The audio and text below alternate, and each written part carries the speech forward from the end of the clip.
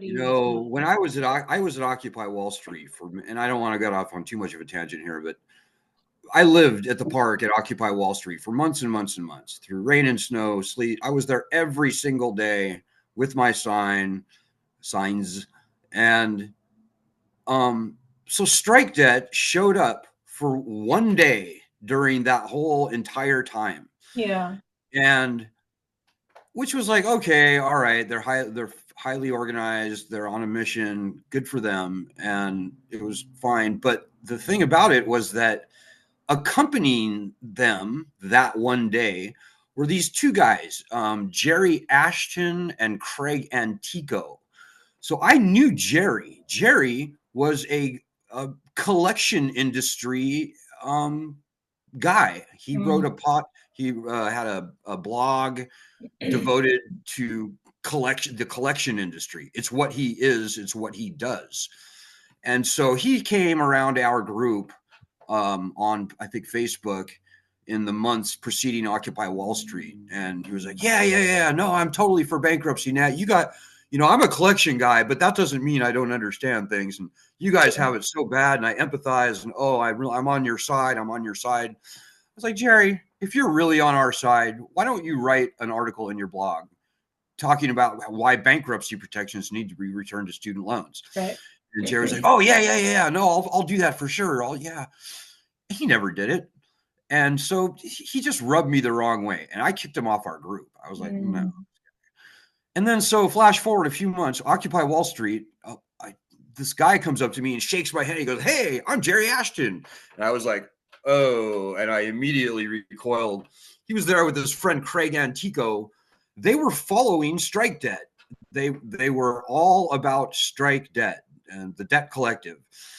And, I could see I'm a good judge of character, I think. I could see the dollar signs in these guys' eyes. Why? Why do you think? Well, that's where they make their money. The debt collection industry only gets paid by collecting on defaulted loans.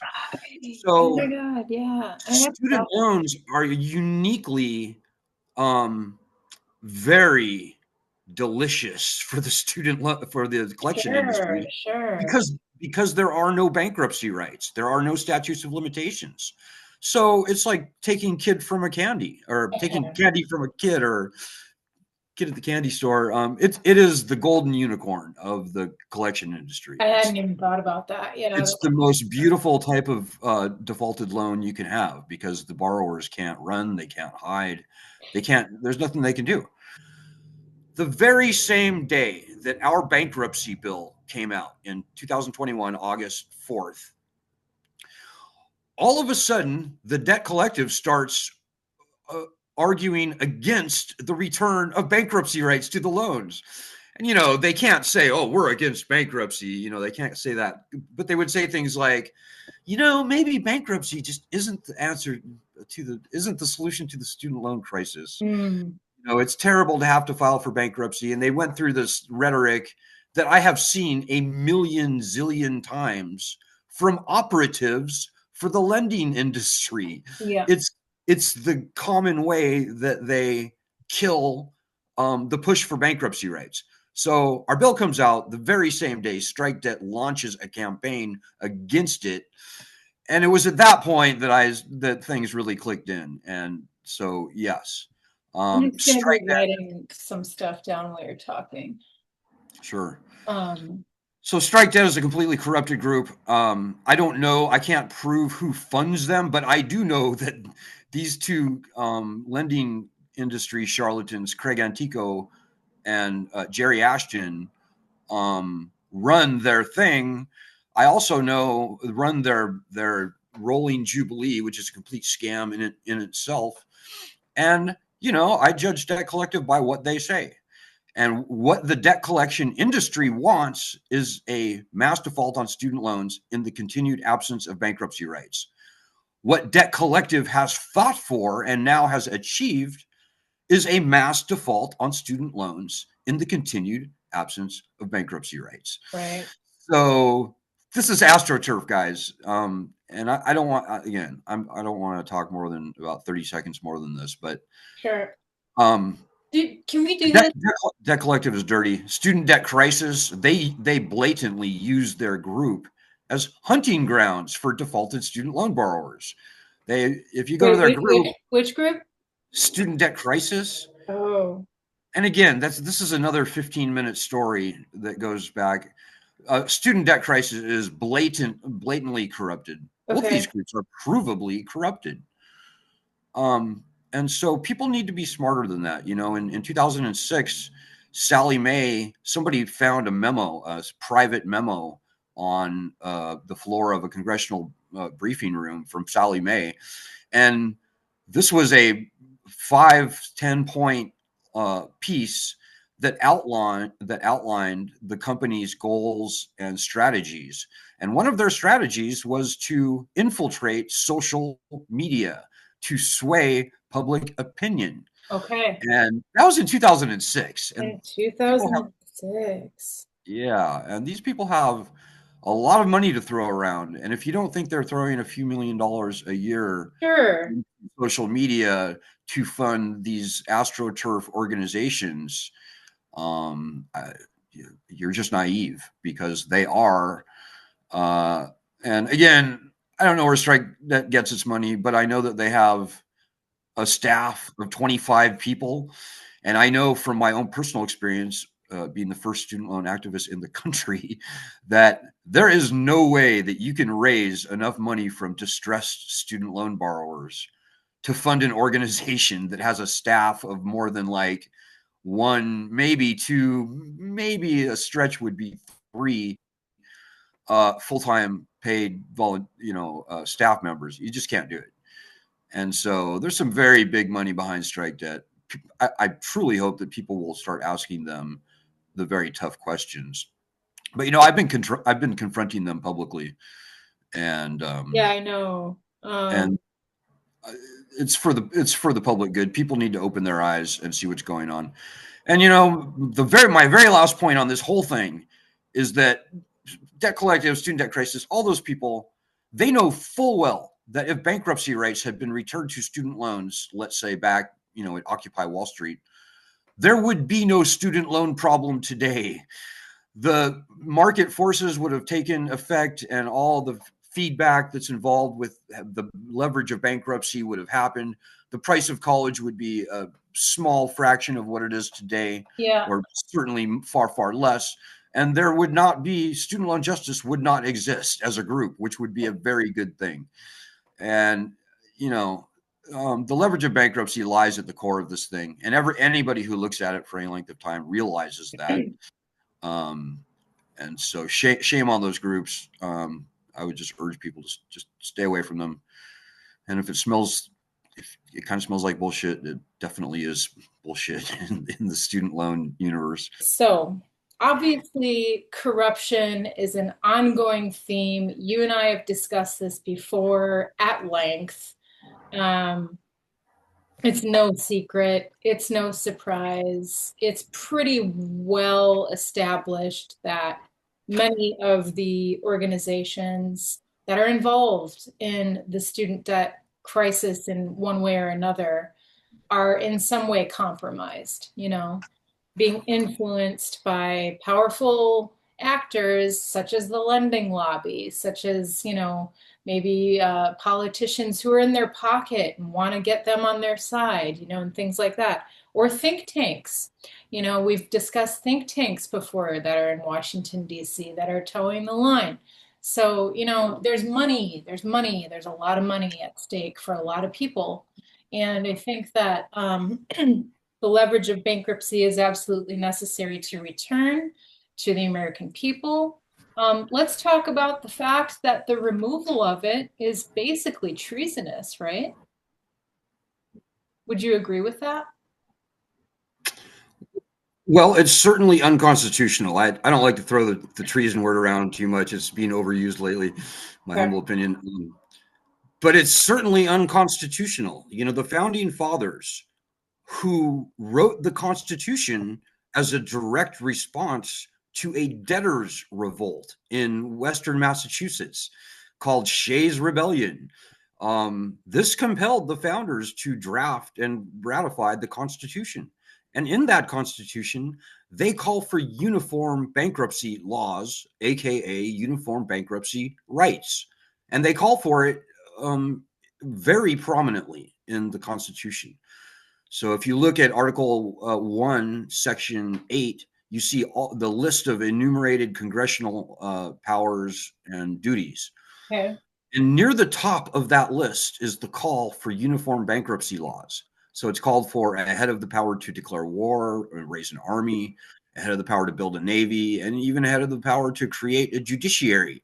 And obviously a head of every right listed in the first 10 amendments to the Constitution, the Bill of Rights. So removing this right uniquely from student loans is a clear, in my view, a blatant violation of not only the letter, but also the spirit of the Constitution. Founders also called for equal protection under the law in the Bill of Rights, Article 14. Anyways, but the point, it's overwhelmingly obvious, and I would say even non-controversial, that student loan borrowers are treated differently under the bankruptcy laws. We are not given the same equal protection under the bankruptcy laws. No. So yes, it's blatantly unconstitutional and maybe treasonous. I don't know. I'm going to make that argument. I think it's treasonous. I think the removal of the bankruptcy protections is 100% treasonous. If we look at the definition of the word treason, which is the Constitution defines treason in Article 3, Section 3 as consisting only in levying war against them or in adhering to their enemies, giving them aid and comfort. Is this not class war? Well, it's certainly a class war. I don't know that it rises to the level of treason as you just defined it. But a lot of people, it is a class war, make no mistake, and it is a hot class war now. And I'll give you just one example. So last year, a guy named Justin Moan, young white guy, which is not relevant to student loans, but he was a very angry young man. He is a very angry young man, let's just say. He sued the Department of Education over his student loans. Yeah. And his list of complaints was sort of far right leaning, just kind of the claim that he was an alt-right activist guy, a gun guy, etc. Anyways, this guy lost his mind, declared war on the federal government, attempted to attack a federal facility, and then murdered his own father, who, and it's a little unclear, but his father was a federal pensioner. And his claim was that his father had testified against him in this court case over his student loans against the Department of Education. So that's a hot war there.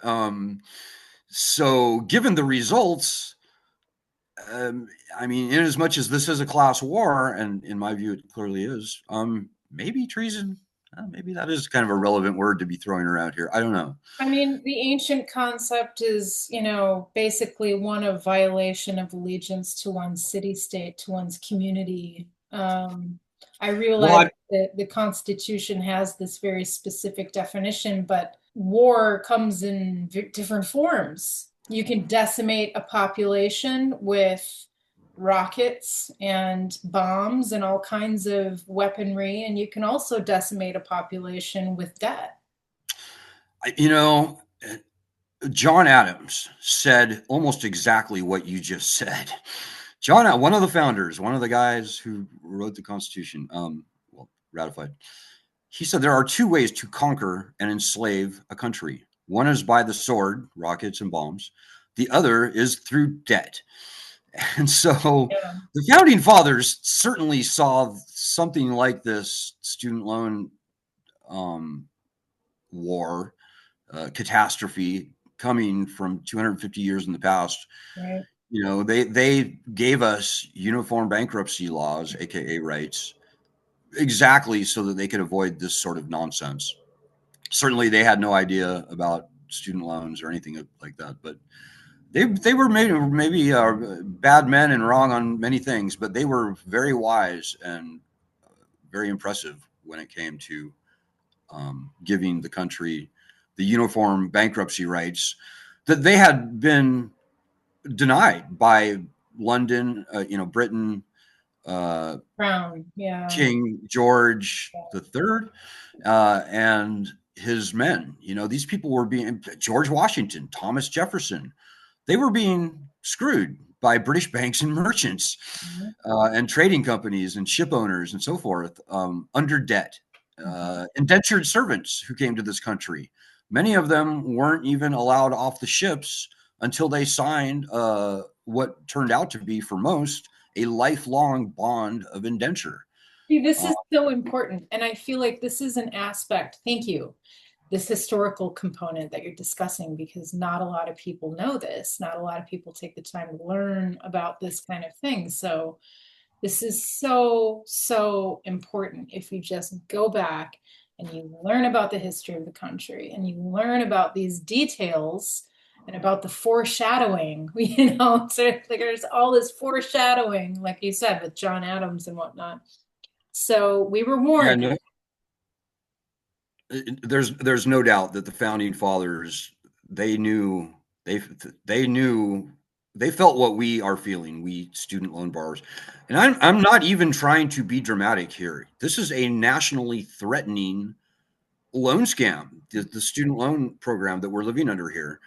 The Department of Education is the biggest lending tyrant in the history of this country, maybe the world. I would say certainly recent modern history that I'm aware of. The Department of Education is taking more interest out of the state of Maine. Interest. This is made up money. This is created out of thin air, slapped onto the backs of the citizens, Yeah. taking more interest out of the state of Maine than all the lobsters produced in Maine every year. Like, I don't know what Maine's biggest industry is, but certainly chief among them is the lobster industry. Um, And in the state of Florida, the Department of Education is taking more interest out of the state of Florida than its largest employer, Disney World, brings in revenue annually to the state of Florida. It's like $5 billion is what the Magic Kingdom brings in revenue. $6.7 billion is what the Department of Education takes out in interest. And I could go through every state and give you similar examples where major industries of those states are being overtaken in terms of the wealth transfer, by just the interest that the Department of Education is taking out of the states. So this is exactly the sort of thing that the founding fathers were very worried about. yeah.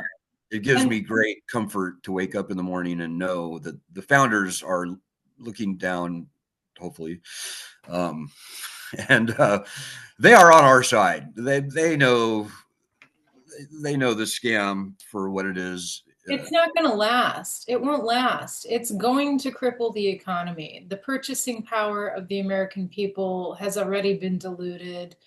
There are so many economic factors at play right now that are exacerbating the problem. And again, and we've said this numerous times before in the past, every time we've talked on my channel, it's something that the mainstream media suspiciously does not report on. Yeah, you talk about collusion between various interests to perpetuate problems, like we spoke of earlier. That's exactly what's going on with the mainstream media. And I'll give you a couple of examples. It is a well known, established, very easily proven fact that older people now outnumber younger people with student loans. It's not controversial, even a little bit. Yeah. More people over 35 than under 35. There are more people over the age of 50 with student loans than people under the age of 25. And they owe like triple, 300% more, the older crowd does, despite having borrowed, far, far less back in the 80s or 90s or whenever. The media won't report that. They will not report that headline. I've been working with the media the whole entire 20 years that I've been doing this. I've been on 60 Minutes, New York Times. I've written stuff at Forbes Magazine and the New York Times and all these places. I know the media very well. And I can tell you that there is a very strong effort to keep the public misinformed. People think, oh, student loans, kids, spring break, beer, college, that's what jumps into their mind. Sure. And the lending industry, and I would include the colleges in that, they love that stereotype because it automatically evokes a certain paternalism in the minds of the public. So as soon as you start talking about student loans, all of a sudden nobody takes it seriously because they're like, oh yeah, kids, when I was a kid, I did this and that. And it perpetuates this myth, this stereotype that student loans, oh, that's a problem for the kids. Yeah. They deserve a hard lesson. They need to, they need They to, made bad they decisions. made bad decisions and it's all their fault. And man, look at these kids. When I was a kid, blah, blah, blah. I worked 3 jobs in the summer to pay for my college. You should do the same thing. Right. That's the sort of thing that keeps this loan scam, and it is a scam, going. And so, I regularly needle a small collection of reporters that I've known for many years. And just yesterday, I sent an email to a reporter at the Chronicle of Higher Education, Kelly Field. I don't mind naming her. I said, Kelly, and I know that nobody in the country knows that older people outnumber younger people with student loans and that they owe far more on average, and you, as a reporter, as a journalist, I would think that you would consider it your ethical duty to inform the public of this very basic fact. Well, Yeah. she just won't do it. Right. So who are the bad guys? Well, it's a long list. I put the colleges, frankly, chief among them. Yep. I put the Harvards, the Princeton, that whole crowd has a very strong interest in All the keeping this state schools too. I mean, it's a paper mill at this point. It's like Well, that's right. Yeah, the everywhere. colleges, they're sitting in the catbird seat. And, Oh yeah. from, Harvard Law, and we have members from Harvard Law in our group, by the way, from Harvard Law all the way down to Joe's truck driving school. This is a free for all for the colleges. They get unlimited wealth, shipped almost unlimited now, transferred to them from the taxpayers. They have no real incentive to provide a strong education at a low cost and in a reasonable amount of time. In fact, they have every perverse incentive to keep the kids in college as long as possible, as long as they can keep milking that the student loan teat, I should say. And the quality of the degrees has gone down and down and down. And, this is the sort of college bloat and mission creep that it's essentially holding our young people hostage at this point, and older people too, who go to college at an older age, but certainly our youth.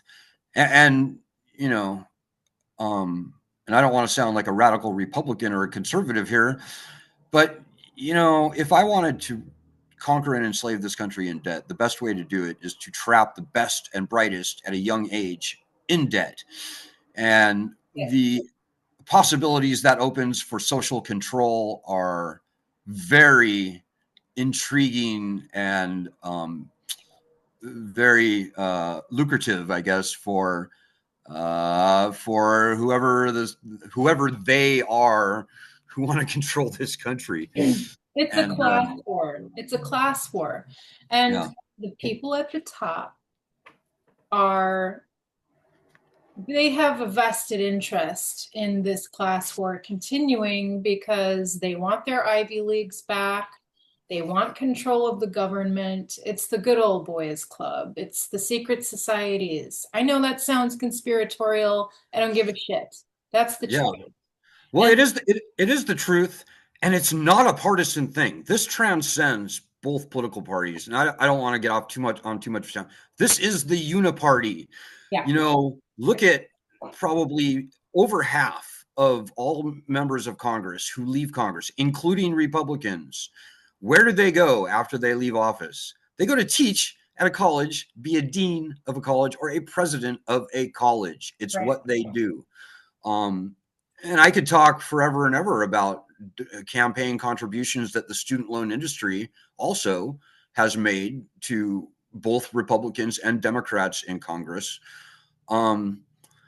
It's the most oppressive and I would say quietly threatening cancer on this country. Very small number of people are benefiting, and the people who are paying that cost, not only in money but in life wrecking circumstances, are the American people. This is the students were never at the table here. And now, as you say, we are definitely in the end stage of this scam. The scam cannot and will not continue.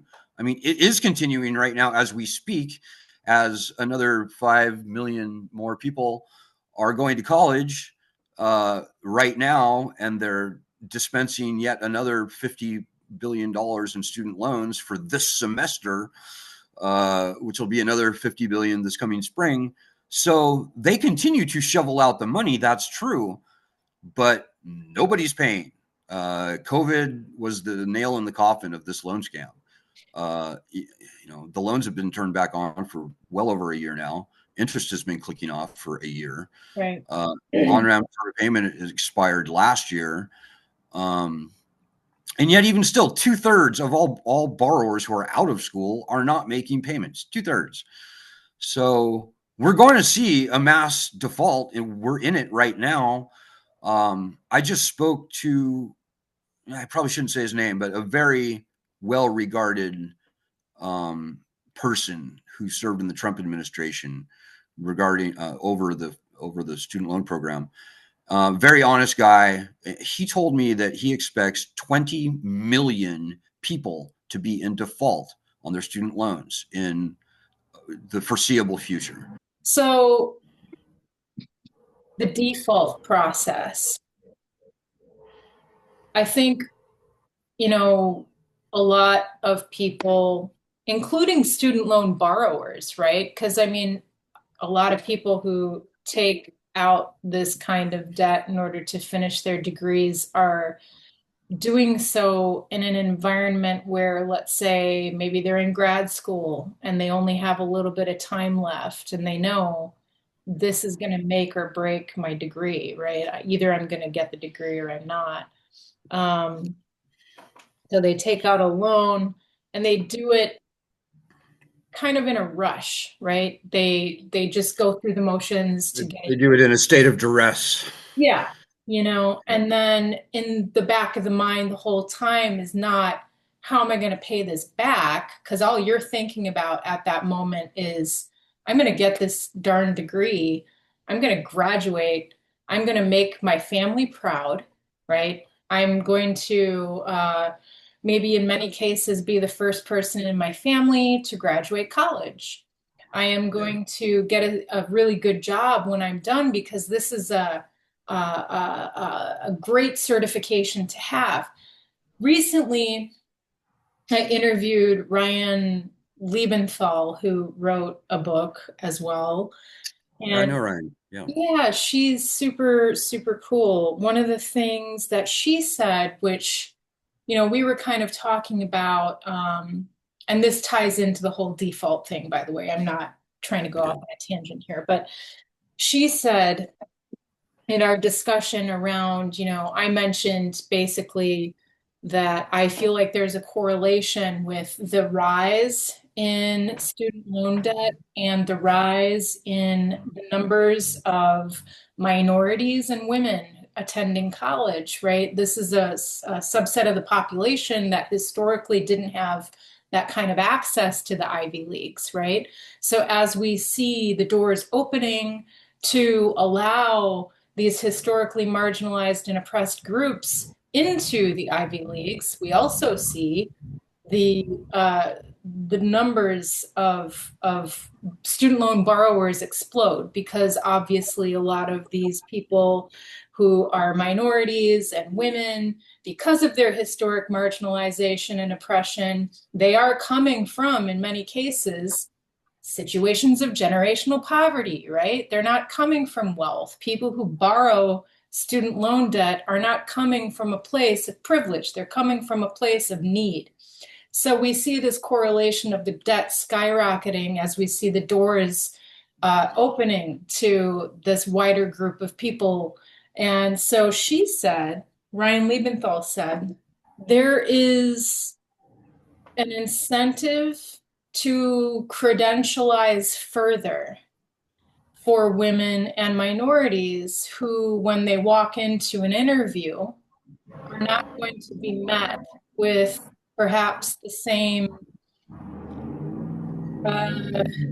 offer of salary, for instance. You know, we know that there's still a wage gap for women against men, and there's a wage gap also in relation to, you know, when a minority interviews and signs the same contract as, let's say, their white male colleague. And I don't mean that in any sort of offensive way, but this is just kind of the way things have just kind of happened over time, right? Because men have historically held this privileged position in society. So she mentioned this incentivization to credentialize further. Why, you know, why is there so many more Black women graduating college these days? I mean, they're referred to as like the highest educated group in the United States at this point. So, you know, we were kind of trying to unpack that, and she said she thinks there's this incentive to credentialize further, which I think is a really important piece of the puzzle to take into consideration. Her sort of idea was that, you know, this incentivization to credentialize further. So instead of just getting a BA or a BS, one goes to get a master's, or one goes even further to get a PhD. This is a form of hopeful mitigation, right? Where you hope as a minority or as a woman that when you step into that interview or you sign that contract, that higher credential is going to mitigate what might otherwise be a lower wage, right? So that makes so much sense to me. Anyways, now that I'm done with that little tangent, I want to talk about defaulting, because we have so many families that are going to be negatively affected by this. Walk me through the process of default. The student loan companies don't care, right, what kind of situation you're in. All they care about is getting their money. So I know that they will do things like an economic hardship deferment for you, or they'll give you a forbearance. But during the forbearance, right, your loans continue to gather interest. So they don't cancel the interest. You're still going to have to pay on all of that interest, regardless of your economic condition, your economic history, you know, that kind of thing. So let's say I get a job, and maybe it's not exactly the job I really wanted. Maybe it's a job that just covers the bills. Maybe I'm able to finally get out of this really difficult place where I don't have to struggle or rely on the state anymore for food share and things like that. Now, once I have this job and my forbearance ends, what do I do when my salary only goes so far? You know, what do I do when I can only afford to pay my rent and to pay my car bill and to pay my electric bill and my phone bill? What if I don't have anything left at that point? You know, now we have people who are not defaulting because they're bad with their money, correct? No, this is not a bad borrower problem.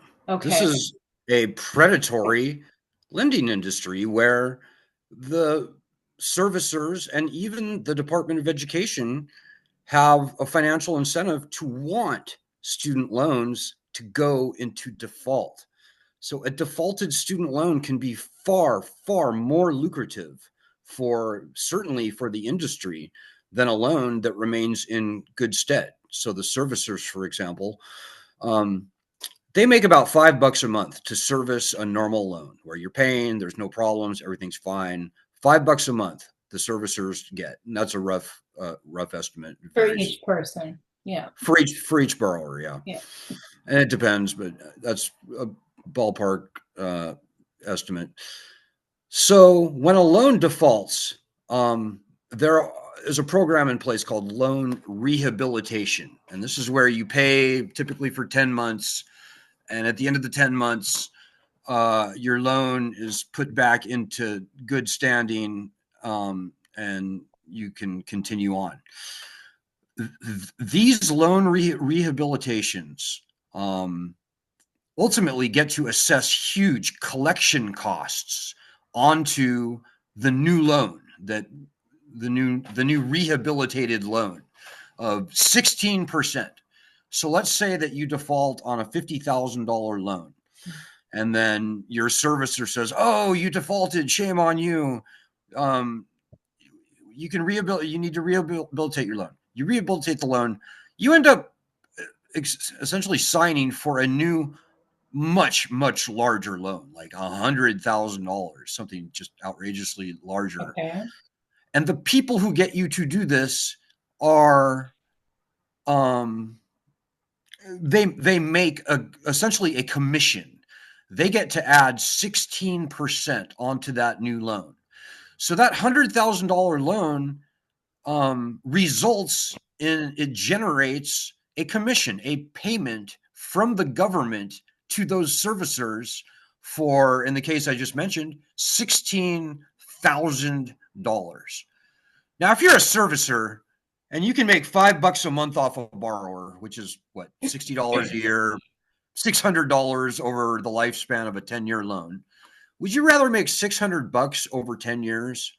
Or would you rather make, say, $16,000 over the course of a year through this default and rehabilitation process? Which you're getting from the U.S. federal government, not from the borrower. Right. You get a check cut to you, not from the borrower, but rather from the federal government. Right. For $16,000 in that example that I mentioned.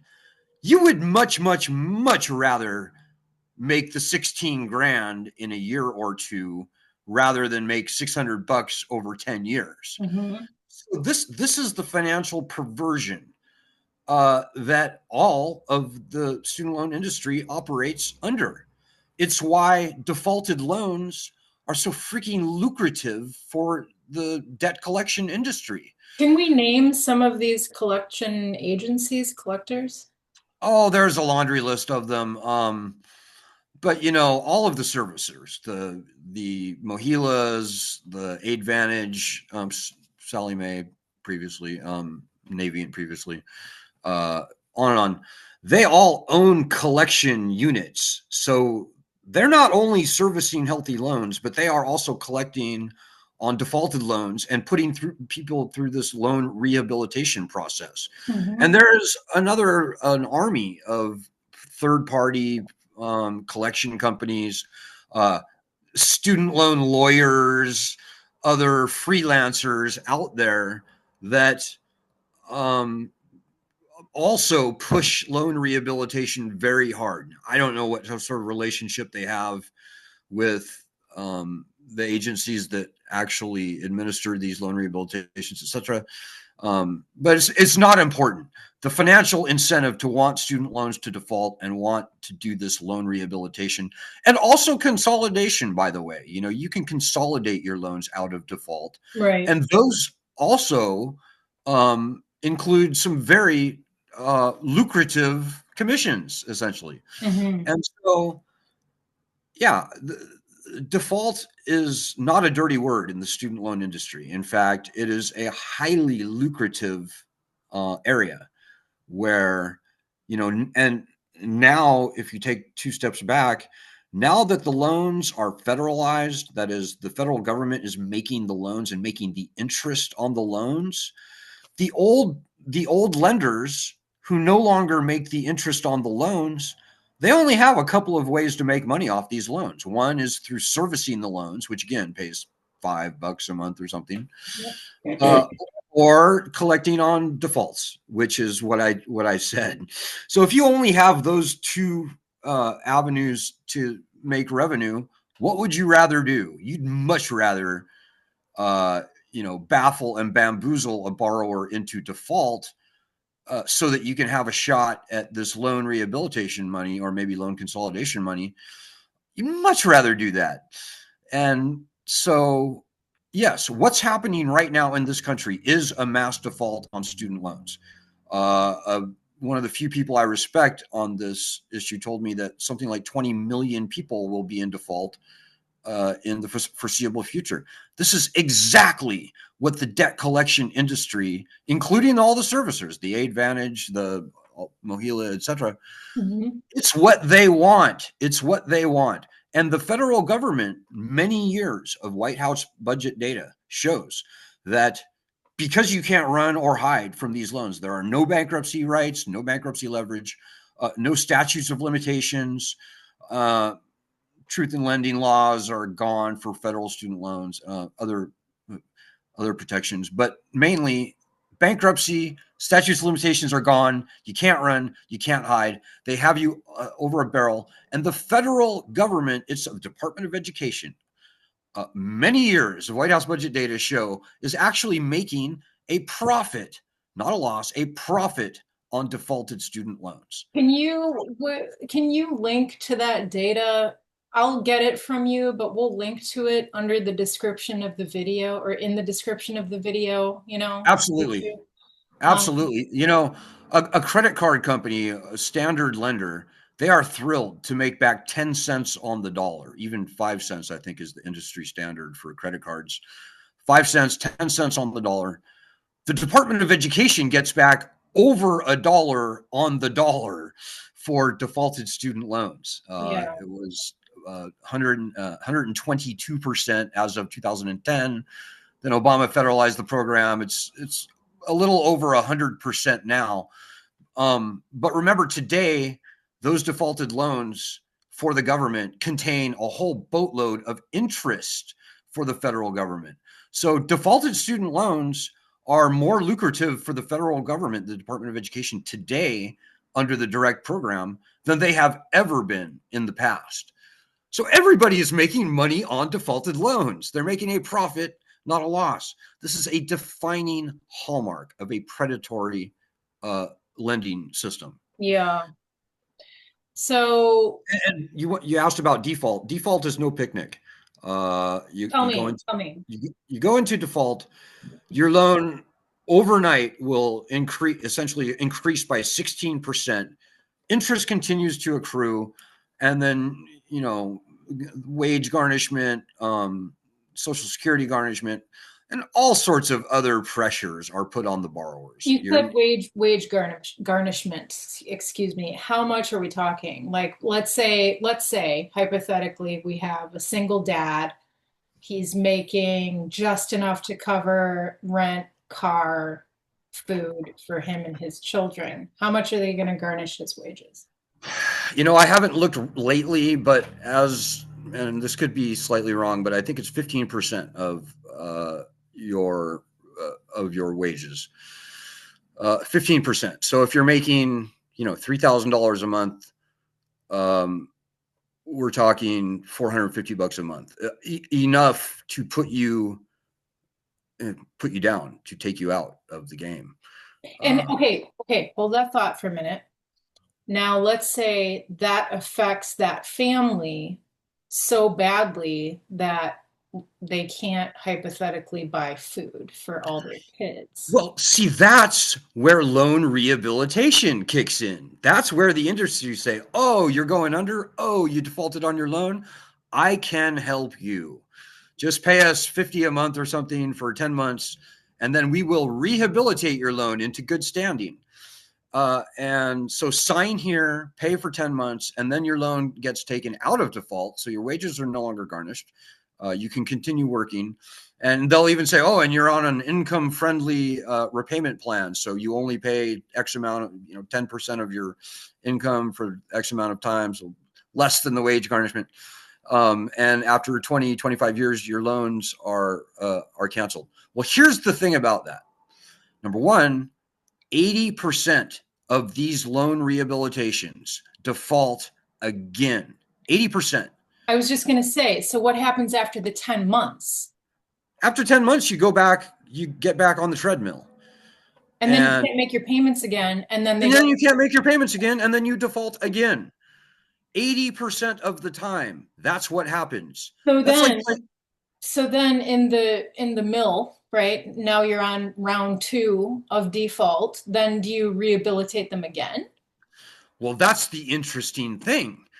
The big, beautiful bill that just passed, nobody's talking about this, but probably the most dangerous language in that bill was a provision that allows people to rehabilitate their loans twice.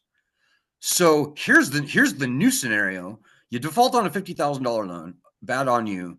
You rehabilitate $100,000. Somebody gets paid $16,000 from the taxpayer. You default on that loan again, which pretty much is going to happen 80% of the time. And then you rehabilitate that loan a second time. Well, all of a sudden, your $50,000 loan is now, over the space of a few years, it's now a $200,000 loan. Right. And those people that get you to do the rehabilitation, they get paid an additional, not $16,000. Now they get paid $32,000. So on that second loan rehabilitation over the life of that borrower's journey, the student loan industry was paid 32 plus 16 $48,000. They were paid by the taxpayer for your defaulting on your student loans twice.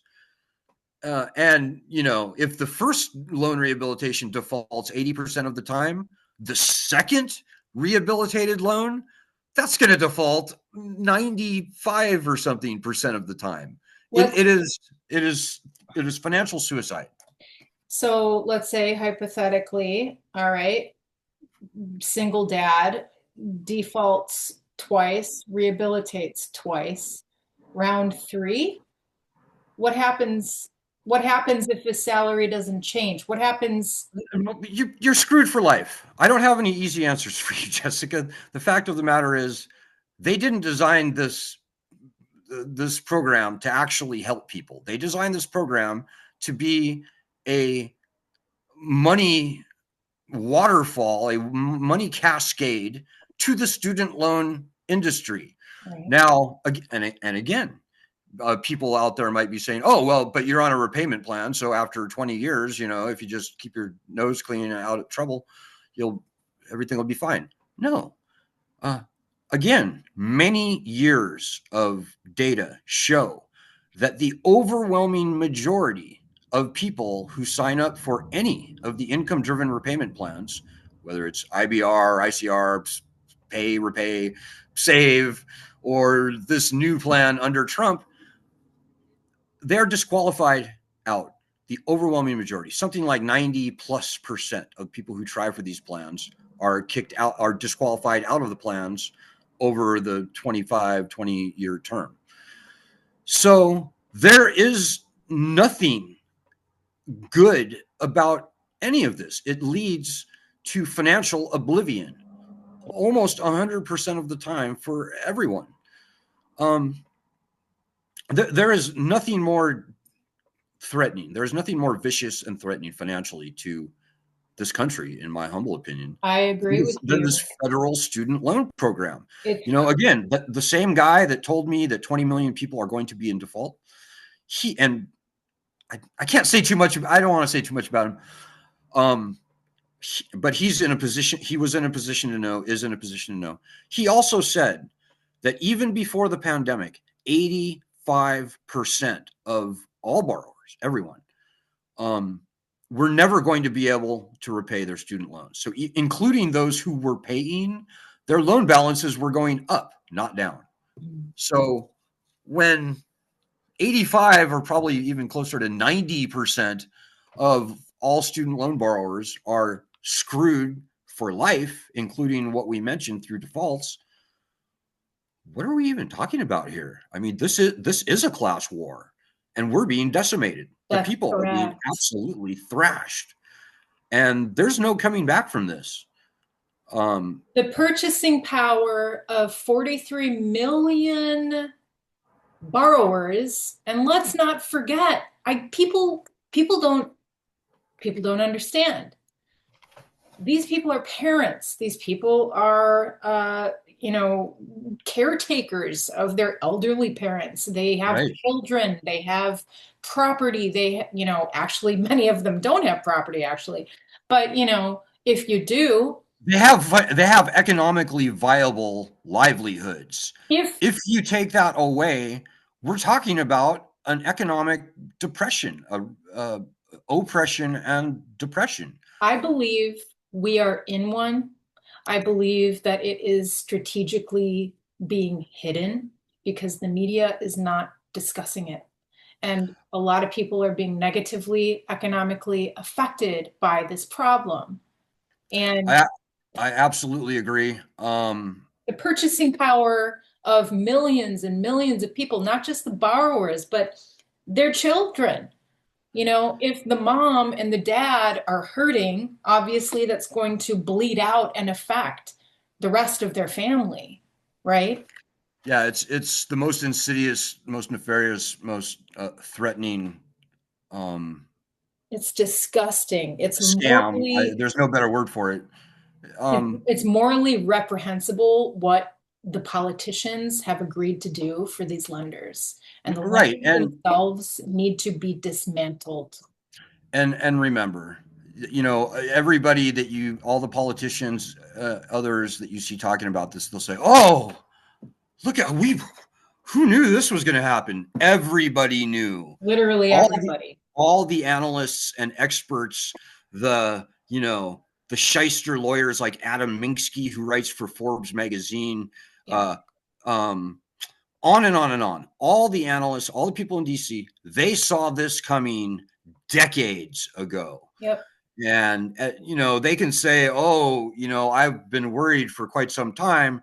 But, if you do nothing and you continue to toe the line and push the propaganda and perpetuate this loan scam, not only are you knowledgeable about this, but you are culpable. Right. And so all of the think tanks out there, the College Board, um, the National Consumer Law Center, I would maybe even say the Southern Poverty Law Center, and certainly all of the other NGOs on the right, the Heritage Foundation, the Cato Institute,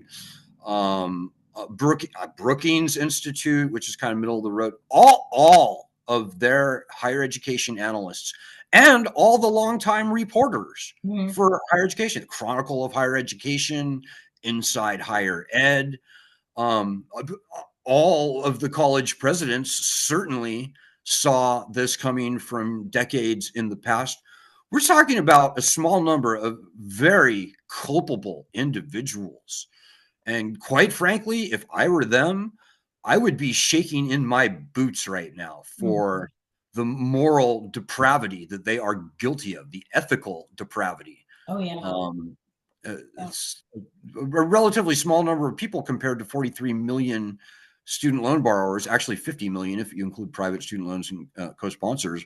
So we student loan borrowers, if we were a standing army, we would be a bigger military than all of the standing armies on earth combined. So I the like power of that. the I power of the like that people is thought. not going to go away tomorrow. Yeah. But even still, the cast of bad guys is is we're talking thousands, 5,000, 10,000 people who are completely in on this scam, and we at Student Loan Justice are naming them and shaming them. Good. We're coming Um, after the president of Harvard University this week. We hit all the politicians. We hit all the pundits. People like Charlie Kirk, conservative, young conservative guy. yeah. He's now preaching about debt slavery. Like, look at this country. Look what we're doing to our young people. Blah blah blah blah blah. Charlie Kirk himself is selling student loans. He's got some financial relationship with the student loan company that targets distressed student loan Oh borrowers. my God. So we are targeting these pardon my French, asshole snakes. Dave Ramsey, same exact thing. There is a cottage industry of these disgusting predators in and out of Washington, D.C., in and around Manhattan, the NGOs. I would say that certainly the Department of Education is really the queen bee of the nest, but also the Department of Justice, the Department of Treasury is intimately involved with spreading this campaign. Department of Justice is part and parcel of this loan scam. They have taken the determination of bankruptcy out of the hands of bankruptcy judges and assume that power both for themselves and for the Department of Education. So there are some bad people out there. There is many coordinated efforts on social media that are designed to perpetuate this loan scam. I could mention the Debt Collective, so-called activist group. I don't know if you're going to include our previous conversation or not, but these groups that claim to be fighting for student loan borrowers like the Debt Collective, Student Debt Crisis, they are business partners with the student loan industry. Right. And so if you look at things on paper, it seems like we just can't win. Us 43 million federal, 7 million private student loan borrowers. Yeah, I mean, on paper, on paper that may be true, but in reality, in the real world, I would take our side over the bad guys' side any day. 100%. You know, there's the Constitution of this country, which is on paper a good thing, and it's being violated, and we may never be able to litigate our way out of this. I think jurisprudence has failed us in this country, but yeah, you know, the actual constitution of the people, the collective constitution of the people of this country is far, far, far stronger than any sort of power that Wall Street and Washington, D.C. and these creditors can bring to bear against this country. We are a far stronger people than this failed loan scam. I think everybody's finally beginning to understand that, including conservatives. You know, in the past 5 months, we've heard people like Joe Rogan, people like Matt Gaetz, people like David Sachs, who's Trump's crypto czar, people like the chairman of the Federal Reserve, Jerome Powell. All of these people have begun calling for the return of bankruptcy rights to student loans. So this is a very well understood problem. Everybody in Washington and on Wall Street and everybody knows that bankruptcy rights have got to be returned to these loans. And when that happens, we are going to see, Jessica, widespread loan cancellations. We'll see we'll see massive changes in the federal student loan program. They're going to have to cancel loans because the minute we get bankruptcy leverage back, the threat of 15, 20 million people filing for bankruptcy, that alone will force Citibank and all the other non-student loan lending industry out there, all the banks, they will immediately turn on a dime and come to our side and say, whoa. You return bankruptcy to student loans? You need to cancel these loans. Because remember, when somebody files for bankruptcy, they're not going to just bring their student loans into that bankruptcy. They're going to bring their credit cards, their other revolving lines of credit, their other credit instruments. They're going to bring their other debt into those bankruptcies. And that's exactly what Wall Street does not want. So when we get the leverage of bankruptcy returned, frankly, they may just cancel all the loans and kill the lending program and start over again, which, in my humble opinion, is very appropriate at this point. There's no good reason to save this loan scam. College needs to be free. It's supposed to be free. If we want to have a decent society, we have to make education, including higher education, available to everybody. Yeah, I mean, I don't disagree with that. I think pretty much every civilized country and even second world countries and some even third world, college is free in those countries. College in Cuba, for example, is free. Germany. College in Germany, Norway, Sweden, you name it, you can go to college for free in these. Russia, college is free. China, college is free. Right. So yeah, we could certainly make college free. I don't, Yep. I don't, I don't, preach for that necessarily. What I do know is that we have got to get the leverage of bankruptcy returned to the federal student loan program today. Beyond that, I leave it up to Congress to decide what they want to do. If they are ever going to do another loan program, and they really shouldn't, in my humble opinion, if they do, they've got to have all the standard consumer protections that have been stripped uniquely from student loans. But yeah, I mean, come on, guys. We're the largest, most powerful in the country in the world. Can we not afford to educate our citizens? I think we can. I think it's a no-brainer, quite frankly. I'm ready for the aliens, bro. Yeah, I know, right? You know, I would tell people it's going to get very brutal and vicious this year. The student loan industry is now on steroids. The debt collection industry has achieved their goal of a mass default in the continued absence of bankruptcy rights. I tell people, if you default on your loans, you have to fight. You've got to help us fight, because the fake groups out there like the debt collective, student debt crisis, they will never solve this problem. They are corrupted beyond belief. It's not going to happen. You've got to fight for yourself. But I would say my maybe number one piece of advice is, no matter what, whatever it takes, do not pay. If you have defaulted on your loans, don't pay. Find a way to, whatever that means to you. Maybe you just don't pay and you start throwing your mail in the garbage.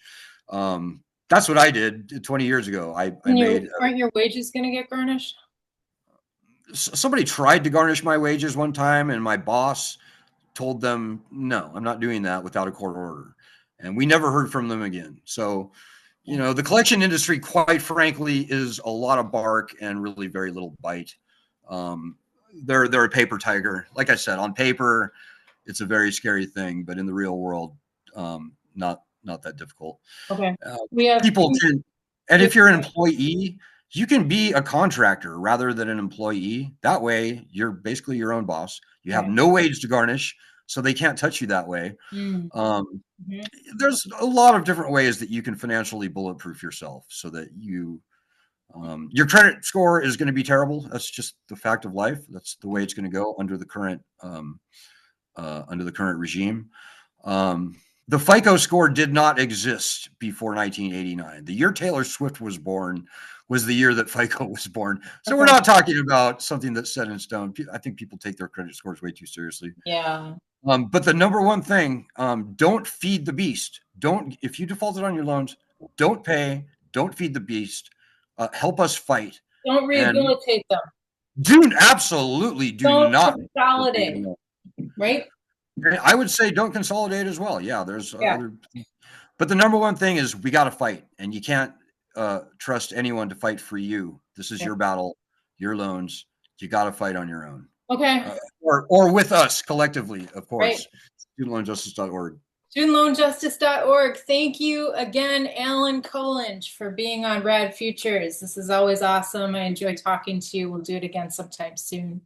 Yeah, as appropriate. Things are breaking quickly. I think we're going to see some big things happen even before the end of the year. So I'm sure we'll be talking again soon. Okay. Okay, Jessica. Thank you. Have a good one. You too. Bye.